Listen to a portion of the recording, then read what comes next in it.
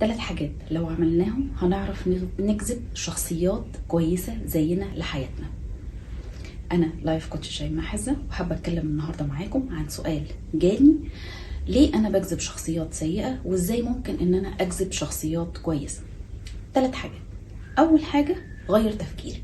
لما هغير تفكيري شخصيتي هتتغير، ولما شخصيتي هتتغير بالتالي هلاقي الناس المناسبة ليا، وهعرف أنتقي الناس المناسبة ليا اللي أنا أقدر أتعامل معاها.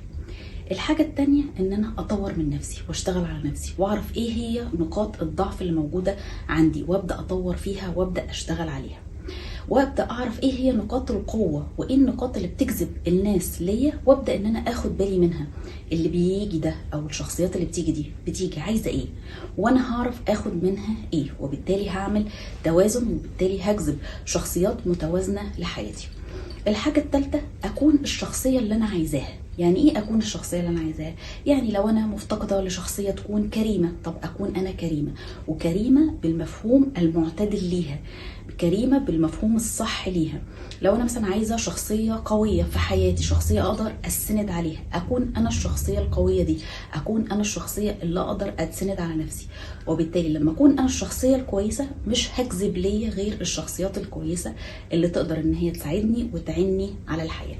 ال3 حاجات دول لو عملناهم هنغير من نفسنا، هنغير من تفكيرنا، هنغير من شخصيتنا، وبالتالي هنغير من الناس اللي موجودة حوالينا، ونفتح مجال جديد لناس جديدة تجينا. حابة اسمع رأيكم، وحابة اعرف انتوا سمعتوني ازاي. شاركوني بالتعليقات بتاعتكم، وشارك الفيديو ده لاصحابكم بحيث الكل يستفيد. منتظرة منكم التعليقات. اشوفكم على خير.